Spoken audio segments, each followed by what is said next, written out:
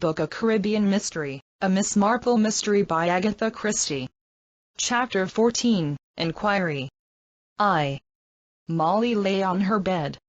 Dr. Graham and Dr. Robertson, the West Indian police doctor, stood on one side and on the other. Robertson had his hand on Molly's pulse. He nodded to the man at the foot of the bed, a slender dark man in police uniform, Inspector Weston of the St Honoré police force. "A bare statement, more," the doctor said. The other nodded.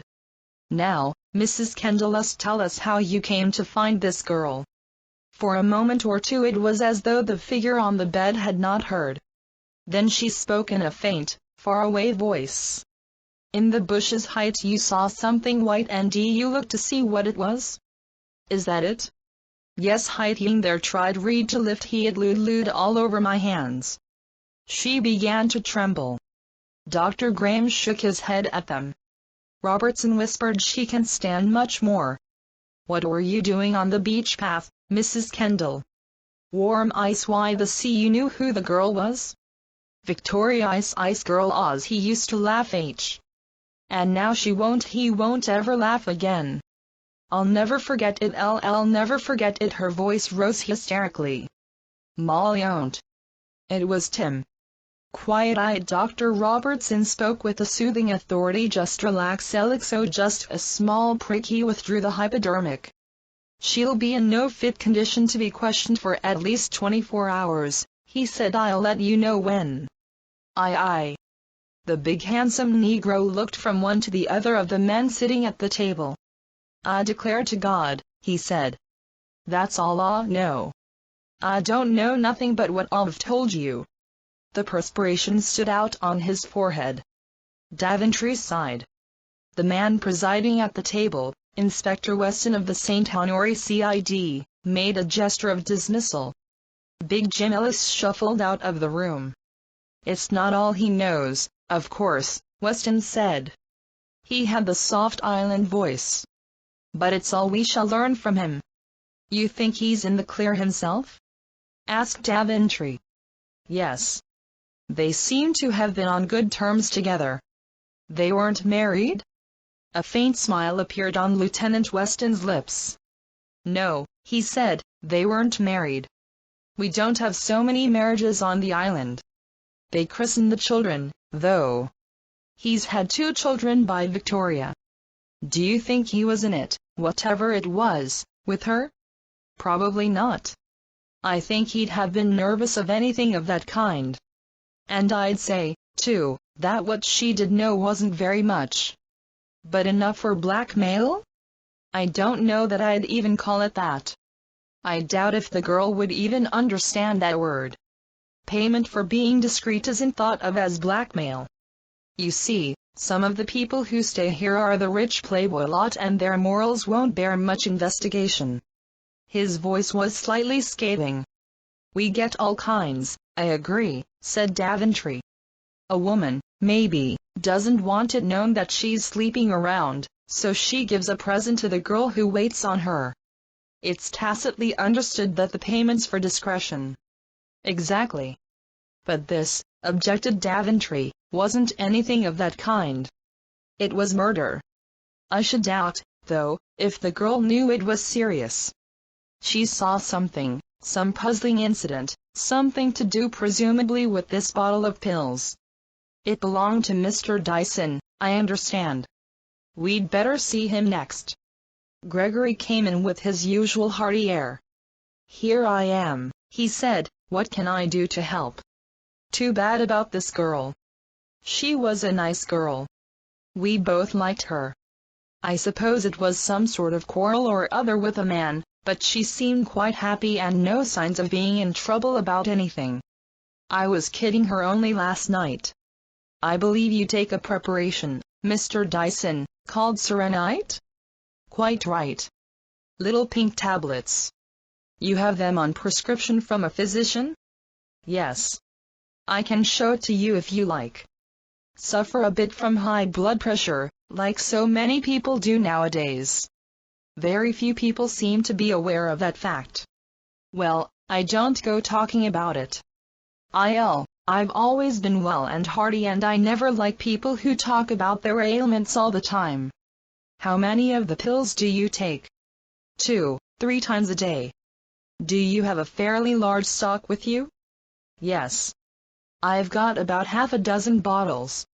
But they're locked up, you know, in a suitcase.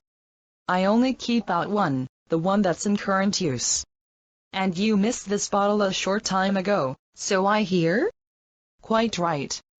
And you asked this girl, Victoria Johnson, whether she'd seen it? Yes, I did. And what did she say? She said the last time she'd seen it was on the shelf in our bathroom. She said she'd looked around. And after that? She came and returned the bottle to me sometime later. She said, was this the bottle that was missing? And you said? I said, that's it. All right, where did you find it? And she said it was in old Major Palgrave's room. I said, how on earth did it get there? And what did she answer to that? She said she didn't know, but he hesitated.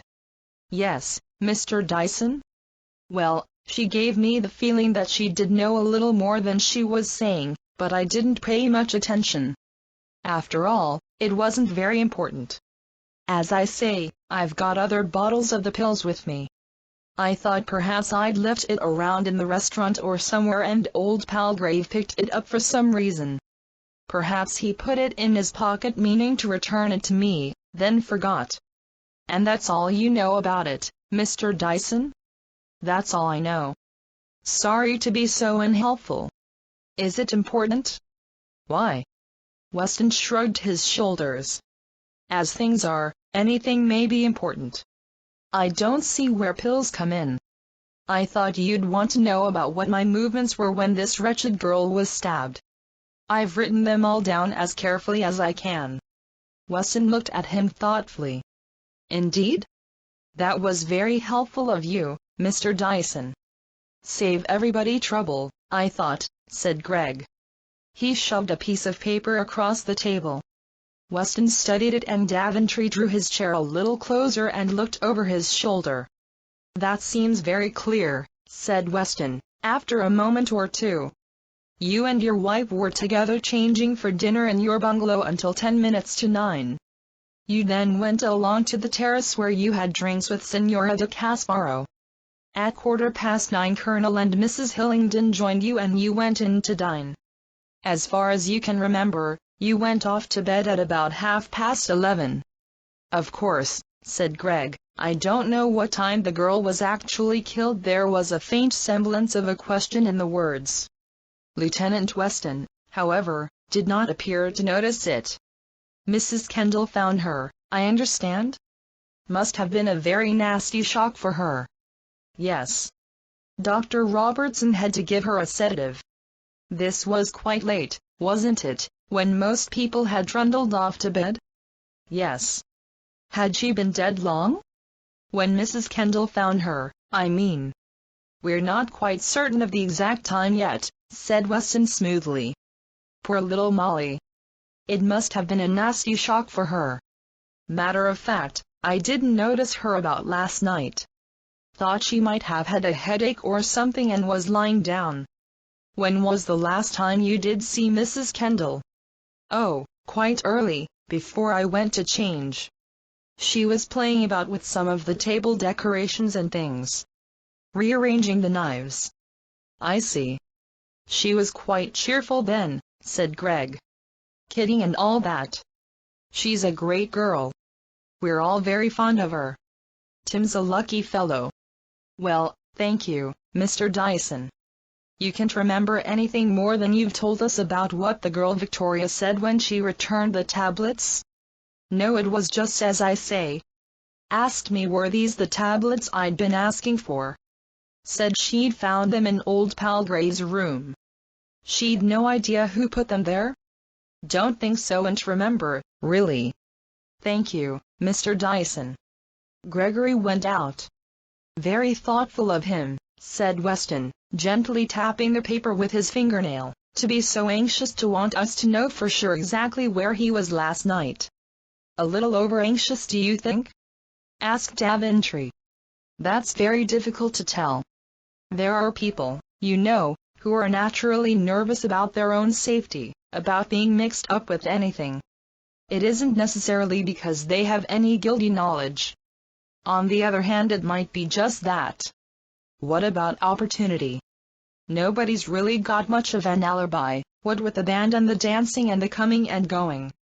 People are getting up, leaving their tables, coming back. Women go to powder their noses. Men take a stroll. Dyson could have slipped away. Anybody could have slipped away.